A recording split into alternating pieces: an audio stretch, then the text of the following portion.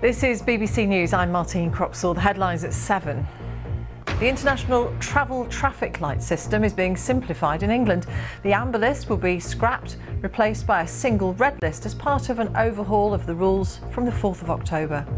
PCR tests will no longer be required for fully vaccinated travellers returning to England from any country not on the red list.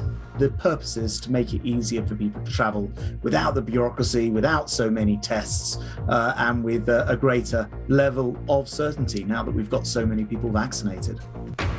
The transgender teenager given drugs to pause puberty. Now judges say doctors were right to offer the treatment. Wales tightens COVID rules for people attending mass gatherings like sporting events and nightclubs.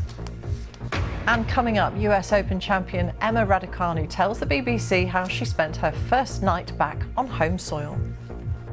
Last night I actually just re-watched the final and tried to relive a couple of the moments and remember how it felt. So it is sinking in a little bit more. And in half an hour, foreign correspondents based in London give an outsider's view of events in the UK in Dateline.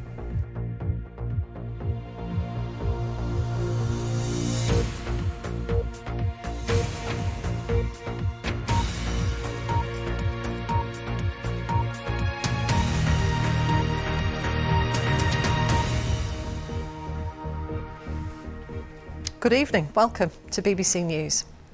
The government has announced major changes to the COVID rules for travellers leaving and entering England. It's scrapping the traffic light system, which classified countries as red, amber or green, and instead from next month all countries will be designated either red or open, with people returning from red countries still having to quarantine in designated hotels.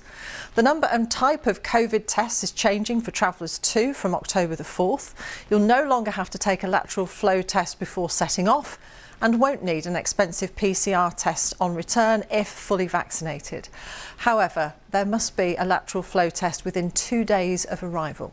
And people who've been given vaccines approved for use in the UK will now have those inoculations recognised, regardless of where in the world they were originally jabbed. 8 countries are coming off the red list from the 22nd of September, including Turkey, Pakistan, Egypt and Kenya. The changes only apply to England at present. Wales and Scotland say they'll take the same 8 countries off their red list, but will not adopt the changes to testing for now. Our transport correspondent Caroline Davies reports.